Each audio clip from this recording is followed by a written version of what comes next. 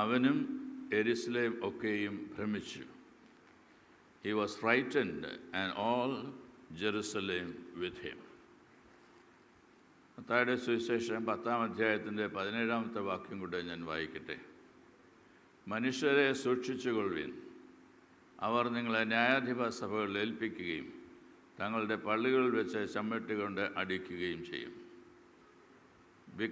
Beware of them, for they will hand you over to the councils and flog you in the synagogues, and you will be dragged before the governors and kings because of me. Are we afraid of anything?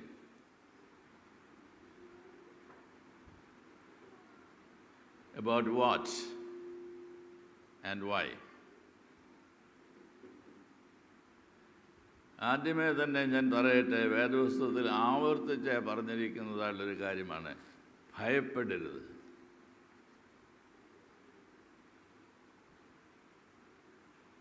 എന്നാൽ മനുഷ്യരായുള്ള നമ്മളെല്ലാം ഭയപ്പെടുന്നതായുള്ള അനേക സാഹചര്യങ്ങളുണ്ട്.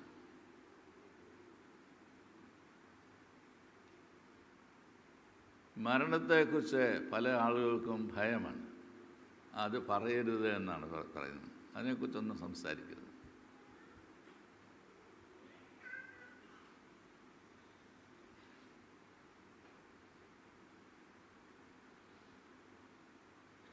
നമുക്ക് ഈ ലോകത്തിലുണ്ടാകുന്ന കഷ്ടതകളും പ്രയാസങ്ങളും വേദനകളും ഒക്കെ ആണെങ്കിൽ കർത്താവ് തന്നെ പറഞ്ഞിട്ടുണ്ട്, നിങ്ങൾക്ക് ലോകത്തിൽ കഷ്ടമുണ്ട്, എങ്കിലും ധൈര്യപ്പെടുവിൻ, ഞാൻ ലോകത്തെ ജയിച്ചിരിക്കുന്നു.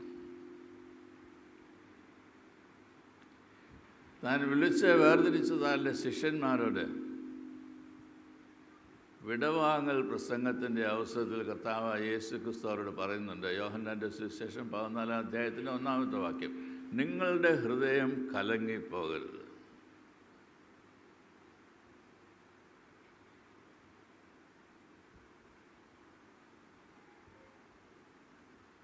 നാം വായിച്ചതായുള്ള വേദഭാഗം വിശുദ്ധ മത്തായിയുടെ സുവിശേഷം 2-ാം അധ്യായമാണ്.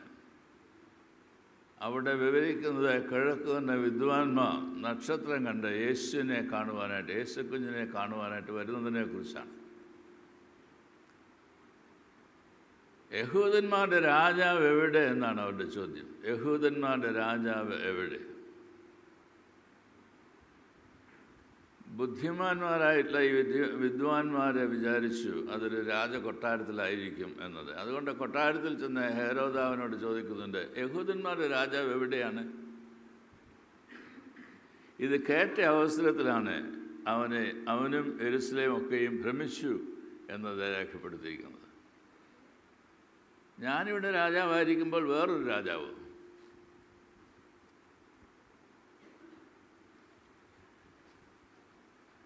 പലപ്പോഴും നമ്മുടെ സ്ഥാനമാനങ്ങൾ പോകുന്നത് നമ്മെ ഭയപ്പെടുത്തുന്നതായുള്ള കാര്യമാണ്. വാശിയേറിയതായുള്ള തിരഞ്ഞെടുപ്പുകൾ, വിദ്വേഷവും വെറുപ്പും കലർന്നതായുള്ളൊരു ലോകം. എന്തുകൊണ്ടാണ് ഇതെല്ലാം ഈ ലോകത്തിൽ ഉണ്ടാകുന്നത്? ഒന്ന്, തന്നേക്കാൾ വലിയവൻ തൻ്റെ സ്ഥാനമെടുക്കുവാൻ പോകുന്നു എന്നുള്ളതായിട്ടുള്ള ചിന്ത. ഹെരോദാവ് അതുകൊണ്ടാണ് ഭയപ്പെട്ടത്. യഹൂദന്മാരുടെ രാജാവ് എവിടെ? എന്നെയല്ലേ ഇവിടെ ആക്കിയിരിക്കുന്നത്, പിന്നെ എന്തിനാ വേറൊരു രാജാവ്? തൻ്റെ സ്ഥാനം പോകും എന്ന് വിചാരിക്കുന്നതായിട്ടുള്ള അവസരത്തിൽ ഹെരോദാവ് ഭയപ്പെടുന്നു, ഭ്രമിക്കുന്നു. നാം ഇന്ന് ജീവിക്കുന്നത് ഏജ് ഓഫ് എക്സലൻസ് എന്ന് വേണമെങ്കിൽ പറയാം. ഏറ്റവും നന്നായിട്ട് പ്രവർത്തിക്കുന്നതിന് മാത്രമാണ് ഏതെങ്കിലും ഒരു സ്ഥാനം ലഭിക്കുന്നത്. അതുകൊണ്ട് നമ്മളുടെ കുഞ്ഞുങ്ങളൊക്കെ വളരെ കോമ്പറ്റേറ്റീവ് സ്പിരിറ്റിലാണ്, മത്സരാധിഷ്ഠിതമായ ലോകത്തിലാണ് ജീവിക്കുന്നത്. നിങ്ങൾ പഠിക്കുന്നതായുള്ള പാഠം പോലും ഗൈഡ് പോലും പറഞ്ഞു കൊടുക്കുകയല്ല. കാരണം എന്നേക്കാൾ കൂടുതൽ മാർക്ക് വാങ്ങിച്ചാലും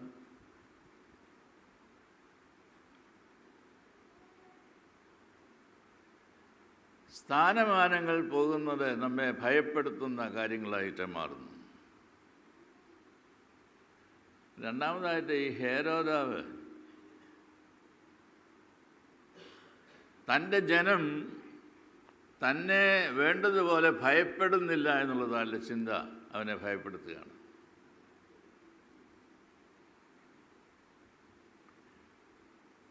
അതുകൊണ്ടാണ് ഈ വിദ്വാൻമാർ ബേത്ലഹേമിൽ പോയി യേശുവിനെയൊക്കെ നമസ്കരിച്ചു. ഹേരോദാവ് അവരോട് പറഞ്ഞിരുന്നത്, നിങ്ങൾ മടങ്ങി വന്ന് എവിടെയാണ് ജനിച്ചതെന്ന് പറയണം. കാരണം തൻ്റെ ആളുകളെയൊക്കെ വിളിച്ച് ചോദിച്ചപ്പോൾ അത് ബേത്ലഹേമിൽ തന്നെയാണ് എന്ന് മനസ്സിലാക്കി. അപ്പോൾ നിങ്ങൾ പോയി കണ്ടതിന് ശേഷം മടങ്ങി വരണം, എനിക്കും പോയി കാണണം, എനിക്കും പോയി ആരാധിക്കണം. കപടമായിട്ടുള്ള വാക്കുകളാണ്. എന്നാൽ വിദ്വാൻമാർ വേറെ വഴിയായിട്ട് പോയി എന്നാണ് വേദപുസ്തകം രേഖപ്പെടുത്തുന്നത്. ദൈവം അവരെ അങ്ങനെയാണ് നയിച്ചത്. തൻ്റെ ജനം തന്നെ വേണ്ടതുപോലെ ഭയപ്പെടുന്നില്ല എന്ന് മനസ്സിലാക്കിയതായുള്ള ഹെരോദാവ് കണക്കൊക്കെ കൂട്ടി പറഞ്ഞു, 2 വയസ്സിന് താഴെയുള്ള ബേത്ലഹേമിലെ ചുറ്റുപാടുമൊക്കെ ഉള്ള ആ പരിസരങ്ങളിലെ എല്ലാ കുഞ്ഞുങ്ങളെയും കൊല്ലണം.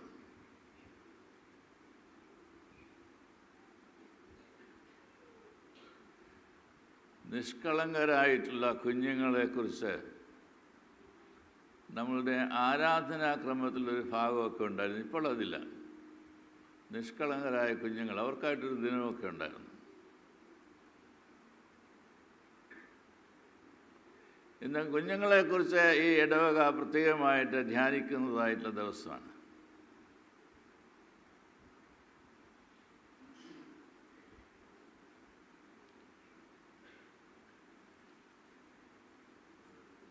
കുഞ്ഞുങ്ങൾ നിഷ്കളങ്കരാണ്, അവർക്ക് കളങ്കമില്ല.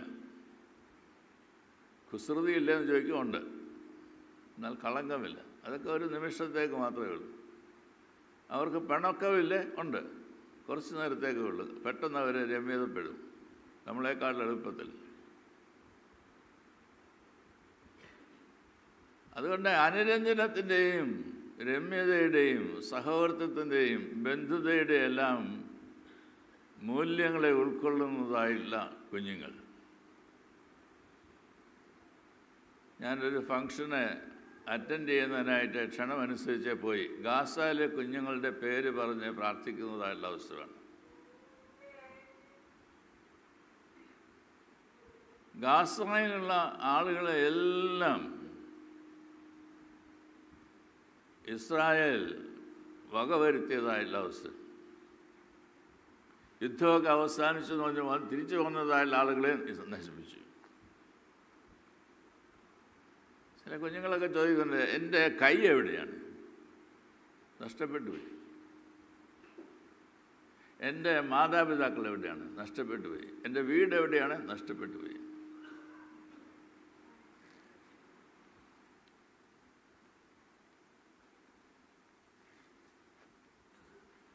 ഞാനൊരു പുസ്തകത്തിൻ്റെ കവർ പിക്ചറെ കണ്ടത് ഇപ്രകാരമാണ്. ഒരു സാൻഡ്വിച്ച് കടിക്കാനായിട്ട് ഇങ്ങനെ കയ്യിലെടുത്ത് വെച്ചിരിക്കുകയാണ് ഒരു കുട്ടി. പക്ഷേ കുട്ടിക്ക് കടിക്കണോ വേണ്ടായോ എന്നുള്ള ഒരു ഭ്രമമാണ്. കാരണം താനത് കടിക്കുന്ന നേരത്ത് തന്നെ ചിലപ്പോൾ ഷൂട്ട് ചെയ്യും, കൊല്ലും. മരണം എപ്പോഴാണ് ജീവിതത്തിൽ വരുന്നതെന്ന് അറിയാൻ പാടില്ലാതെ വിഷമിക്കുന്നതായുള്ള പൈതങ്ങൾ. 2 വയസ്സിന് താഴെയുള്ള എല്ലാ കുഞ്ഞുങ്ങളെയും കൊല്ലുവാനായിട്ട് ആവശ്യപ്പെടുന്നതാണ് ലഹരത. എന്തിനാവശ്യപ്പെട്ടു? ഭയം കൊണ്ട്. തന്നേക്കാൾ വലിയവനായുള്ളൊരുവൻ ജനിച്ചിരിക്കുന്നു എന്നത് കേട്ടത് കൊണ്ട്.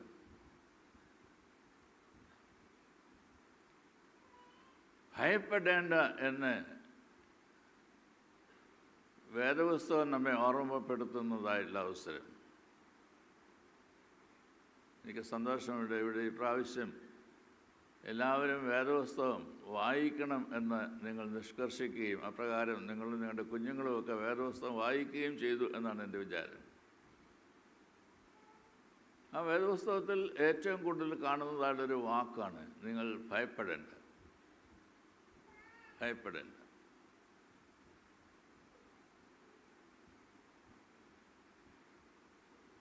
യേശുവിനെ ക്രൂശിച്ചതായിട്ടുള്ള അവസരത്തിൽ മുകളിൽ എഴുതി വെച്ചു യഹൂദന്മാരുടെ രാജാവ് എന്നത്. യഹൂദന്മാരുടെ രാജാവിനെ തേടിയാണ് വിദ്വാൻമാർ വന്നിരിക്കുന്നത്. അതുകൊണ്ട് നിങ്ങൾ തേടിയതായുള്ള ഈ രാജാവ് ഇതാ കിടക്കുന്നു ക്രൂസിൽ.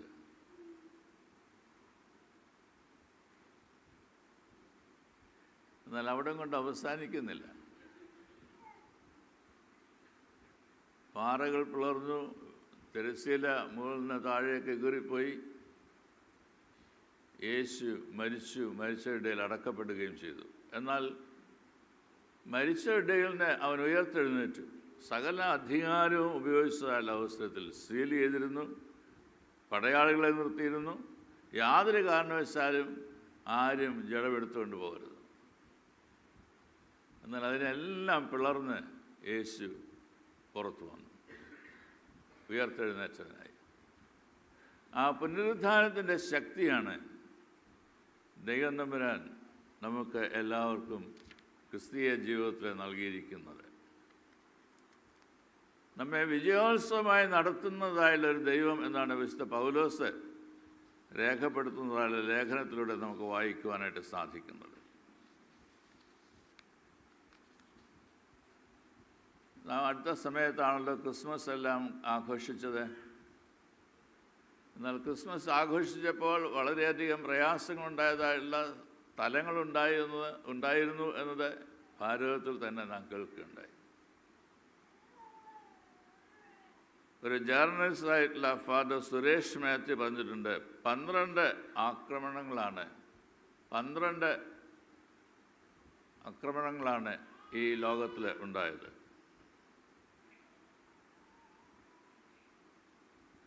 ആസാമിലുണ്ടായതായുള്ള പ്രയാസം, ഡൽഹിയിൽ സ്ത്രീകൾ ക്രിസ്മസൊക്കെ ആഘോഷിക്കുന്നതിനായിട്ട് പുറത്തേക്ക് ഇറങ്ങിയതായുള്ള അവസ്ഥയിൽ അവരെ ആട്ടിപ്പായിച്ചു. വീട്ടിൽ പോലും ചെയ്താൽ മതി, ഇവിടെ ഒക്കുകയില്ല. ഒഡീഷയിൽ വഴിയോര കച്ചവടക്കാരെ അവിടുന്ന് എഴുന്നേൽപ്പിച്ചു. കാറിൽ വരുന്നതായുള്ള മനുഷ്യനാണ്. അവിടെ നിന്ന് ചോദിക്കുന്നത്, എന്തിനാണ് ഇവിടെ വിൽക്കുന്നത്, നീ ആരാണ്? അവർ പറഞ്ഞു, ഞാൻ ഹിന്ദുവാണ്. എന്നാൽ ഇതൊന്നും നീ ഇവിടെ വിൽക്കണ്ട, എഴുന്നേറ്റ് വയ്ക്കും. എല്ലാം എടുപ്പിച്ചുകൊണ്ടേ പോയതായിട്ടുള്ള കാഴ്ച. മധ്യപ്രദേശിൽ അന്ധയായ ഒരു പെൺകുട്ടിയെ വളരെയധികമായിട്ട് ആക്രോശിക്കുക മാത്രമല്ല ഇൻസൾട്ട് ചെയ്യുന്നതായിട്ടുള്ള സാഹചര്യമൊക്കെ നാം കാണുകയുണ്ടായി. അന്ധയായിട്ടുള്ളൊരു പെൺകുട്ടിയെ അധികാരവും ഗർവവും ഒക്കെ വിനിയോഗിക്കുന്നതായുള്ള സാഹചര്യങ്ങൾ. പാലക്കാട്ട് ക്രിസ്മസിൻ്റെ കരോളിന് വേണ്ടി ഇറങ്ങിയതായിട്ടുള്ള ആൾക്കാരെ ഉപദ്രവിച്ചു എന്ന് നാം കേൾക്കുകയുണ്ടായി. അതിഥി തൊഴിലാളിയായിട്ടുള്ള റാം നാരായണനെ ഇഞ്ചിഞ്ചായിട്ട് അടിച്ചു കൊന്നു എന്നത് നാം വായിക്കുകയുണ്ടായി. ഇതെല്ലാം വിദ്വേഷവും പകയും ഒക്കെ വെച്ച് പുലർത്തുന്നതായിട്ടുള്ള അവസ്ഥകൾ. ഞാനൊരു സത്യം പറയട്ടെ, മനുഷ്യ ഹൃദയത്തിൽ എപ്പോൾ ഒരു പകയും വിദ്വേഷമൊക്കെ ഉണ്ടാകും, വെറുപ്പും വിദ്വേഷമൊക്കെ ഉണ്ടാകും, അപ്പോൾ നാം ദൈവത്തിൽ നിന്ന് അകലുകയാണ് ചെയ്യുന്നത്. അത് ദൈവികമല്ല. വെറുപ്പും വിദ്വേഷവും എന്ന് പറയുന്നത് ദൈവികമല്ല. കോപിക്കുന്നതിനെക്കുറിച്ച് പോലും കർത്താവ് പറഞ്ഞിട്ടുണ്ട്, കോപം വെച്ചുകൊണ്ടിരിക്കരുത്, സൂര്യൻ അസ്തമിക്കുവോളൂ, അതിന് മുമ്പേ പറഞ്ഞു തീർത്തേക്കണം. അനുരഞ്ജനപ്പെടണം, ക്ഷമിക്കണം. വളരെയധികം പ്രയാസമാണ് നമുക്ക് മറ്റുള്ളവരോട് ക്ഷമിക്കുവാനായിട്ട്. കാരണം നമ്മുടെ മനസ്സ് നിറഞ്ഞു നിൽക്കുന്നതെല്ലാം വെറുപ്പും പകയുമാണ് എന്നുള്ളത് കൊണ്ടാണ്, വിദ്വേഷമാണ്. ചില ആളുകളെക്കുറിച്ചൊക്കെ നമ്മളെ നല്ലതായിട്ട് കമൻ്റ് പറഞ്ഞ് താറുമാറാക്കും, കൊള്ളുകയില്ല.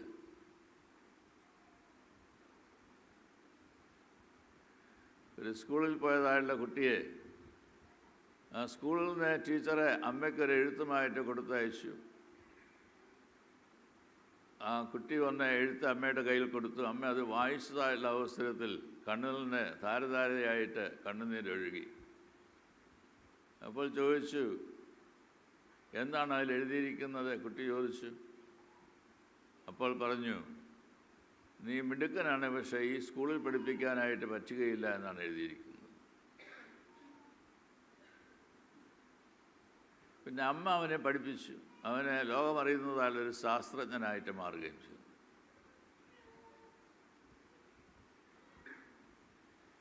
ക്രിസ്മസിൻ്റെ കാലയളവിൽ നാം മനസ്സിലാക്കിയതായൊരു വസ്തുതയാണ്, ഇടമില്ല. വഴിയമ്പലത്തിൽ സ്ഥലമില്ലായകയാൽ അവനെ ഈറ്റുശീലയിൽ പൊതിഞ്ഞ് പശുത്തൊട്ടിയിൽ കിടത്തി എന്നാണ് നാം വായിക്കുന്നത്. മനുഷ്യൻ ജീവിക്കുവാൻ ആഗ്രഹിക്കുന്നതായുള്ള സ്ഥലമല്ല, എന്നാൽ അവിടെയാണ് കുഞ്ഞിനെ കിടത്തിയത്.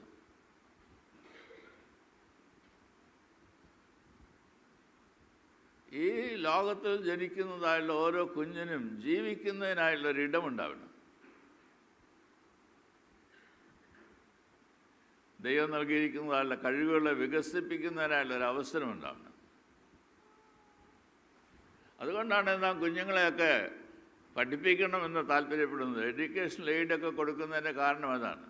സാമ്പത്തികമായുള്ള പ്രയാസം കൊണ്ട് ഒരു കുഞ്ഞും പഠിക്കാതിരിക്കരുത്.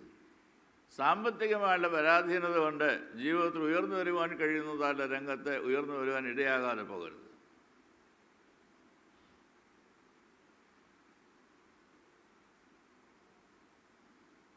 ഗിരിവർഗക്കാരുടെ ഇടയിൽ നിന്നും SC STയിൽ നിന്നുമൊക്കെ പ്രഥമ പൗരൻ അല്ലെ പൗര എന്ന് പറയുന്നതല്ല സ്ഥാനത്തേക്കൊക്കെ ഉയർന്നു വരുവാൻ കഴിയുമെന്ന് പഠിപ്പിക്കുന്നതല്ല ഒരു ഭാരതമാണ്. എന്നാൽ പലപ്പോഴും സമൂഹത്തിൽ, ജനമധ്യത്തിൽ, നമ്മളുടെ ഇടയിൽ കുഞ്ഞുങ്ങൾക്ക് പഠിക്കുവാൻ കഴിയാതെ പോകുന്നു.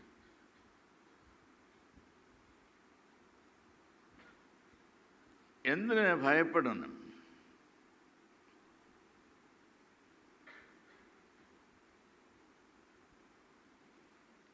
നാം ഇന്ന് ജീവിക്കുന്നത് ന്യൂ ജനറേഷൻ്റെ കാലഘട്ടത്തിലാണ്, സ്മാർട്ട് ഫോണിൻ്റെ കാലഘട്ടത്തിലാണ്, വേഗത്തിൽ മാറിക്കൊണ്ടിരിക്കുന്നതായൊരു ലോകത്തിലാണ്. ആർട്ടിഫിഷ്യൽ ഇൻ്റലിജൻസിൻ്റെ ഉപയോഗം വർദ്ധിച്ചു കൊണ്ടിരിക്കുന്നതായുള്ള കാലഘട്ടത്തിലാണ്. ഒരു പുതിയ വർഷത്തിലേക്കൊക്കെ നാം പ്രവേശിക്കുവാനായിട്ട് ഒരുങ്ങുമ്പോൾ പുതിയ വർഷം എങ്ങനെയുള്ളതായിരിക്കും എന്നത് പ്രവചിക്കുവാനായിട്ട് പ്രയാസമാണ്. ചുറ്റുപാട് നടക്കുന്നതായുള്ള കാഴ്ചകളൊക്കെ കാണുന്ന അവസരത്തിൽ നമുക്ക് പറയുന്നതിനായിട്ട് സാധിക്കും, നമ്മെ ഭയപ്പെടുത്തുന്നതായുള്ള അനേക കാര്യങ്ങളുണ്ടാവും എന്നത്.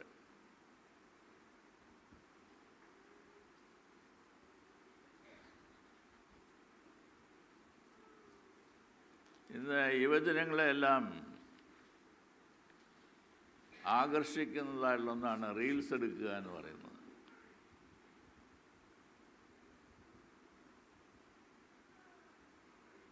റഷ്യയിൽ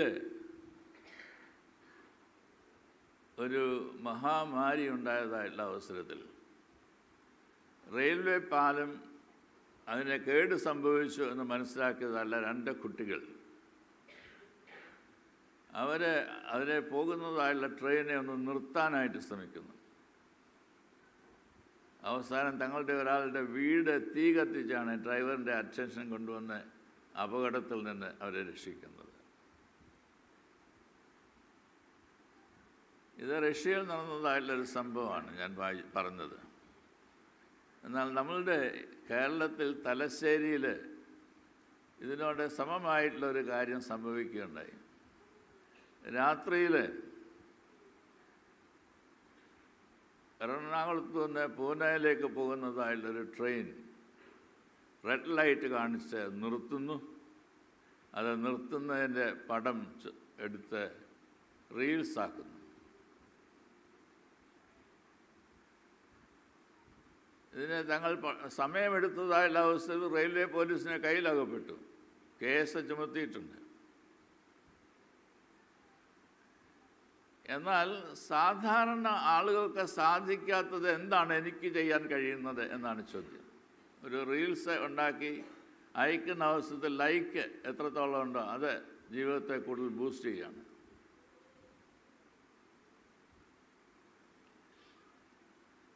മറ്റുള്ളവരെക്കാൾ മിടുക്കരായിട്ട് അതിവേഗത്തിൽ ചില കാര്യങ്ങളൊക്കെ ചെയ്യുവാൻ കഴിയുമെങ്കിൽ അവിടെയാണ് സ്മാർട്ട് എന്ന് പറയുന്നതായിട്ടുള്ള ഒരു രംഗത്തേക്ക് ലോകം വന്നുകൊണ്ടിരിക്കുകയാണ്.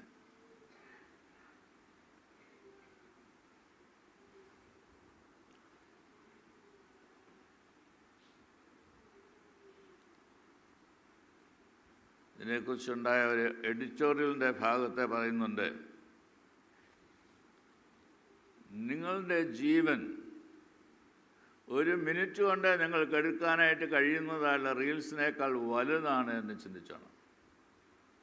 കാരണം എന്താണ്? ഇങ്ങനെ റീൽസ് എടുക്കുവാനായിട്ട് പോയ പല ആളുകളും മരണത്തിൽ അകപ്പെട്ടു എന്നുള്ളതായിട്ടുള്ള വസ്തുത. കഴിഞ്ഞ വർഷം മഹാരാഷ്ട്രയിൽ റീൽസ് ചിത്രീകരണത്തിനിടയിൽ ശ്വേത ദീപക് സുർവാസെ എന്ന് പറയുന്നതായുള്ള ആൾ 300 അടി താഴ്ചയിലേക്ക് വീണാണ് മരിച്ചത്.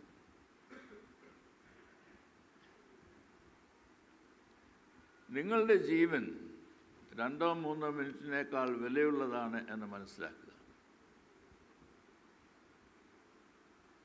നീതിയും സമാധാനവും ഈ ലോകത്തിൽ വാഴുവാൻ ആഗ്രഹിച്ചതായുള്ള ദൈവം തൻ്റെ പുത്രനായ യേശു ക്രിസ്തുവിലൂടെ നമ്മെ പഠിപ്പിച്ചിരിക്കുന്നത് നീതിയുടെ മാർഗം, സമാധാനത്തിൻ്റെ മാർഗം അത് അവലംബിക്കുക എന്നതാണ്.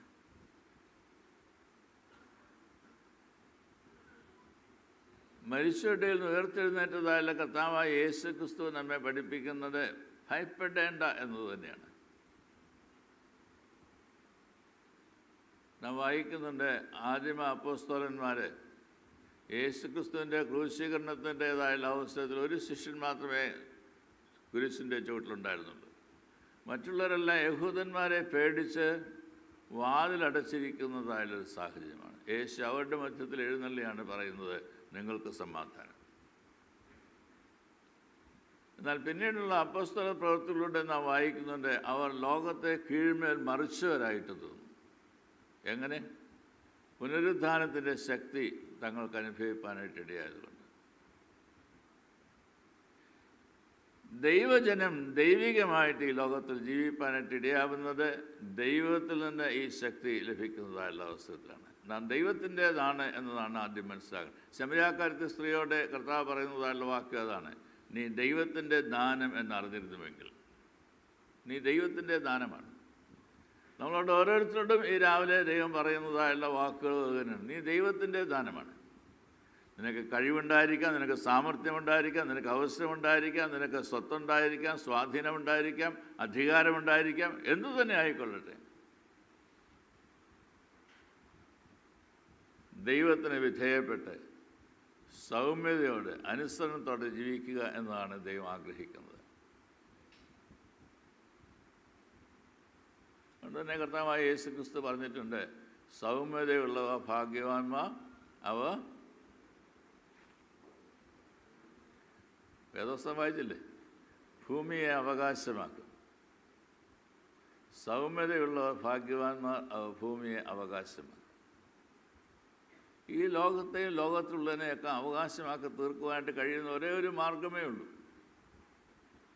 സൗമ്യതയോടുകൂടി ജീവിക്കുക. കർത്താവ് കാണിച്ചു തന്നതായുള്ള വഴി അതാണ്. ഞാൻ തന്നെ വഴിയും സത്യവും ജീവനുമാകുന്നു എന്ന് പറഞ്ഞതായുള്ള കർത്താവ്. അതുകൊണ്ട് കർത്താവിൻ്റെ ചുവടുകളെ പിന്തുടരുന്നവരായി, ദൈവജനമായി, ദൈവികമായുള്ള പ്രവൃത്തികൾ കാഴ്ചവെക്കുന്നവരായി ഈ ലോകത്തിൽ ജീവിപ്പാൻ നമ്മെ തന്നെ ദൈവകരങ്ങൾ സമർപ്പിക്കാം. കർത്താവേ, സൗമ്യതയോടെ നിൻ്റെ സന്നിധിയിൽ ജീവിപ്പാൻ, അനുസരണത്തോടെ നിന്നെ അനുഗമിക്കുവാൻ ഞങ്ങളെല്ലാം പ്രാപ്തരാക്കി തീർക്കണമേ എന്ന് പ്രാർത്ഥിക്കാം. പ്രാർത്ഥനയ്ക്കായിട്ട് തലകളെ വണക്കാം. ഞങ്ങളുടെ ദൈവമായ കർത്താവേ, ഭയപ്പെടേണ്ട എന്നുള്ള അവിടുത്തെ ദൂത് എപ്പോഴും ഞങ്ങൾ ഓർക്കുവാൻ തക്കവണ്ണം ഇടയാക്കണമേ.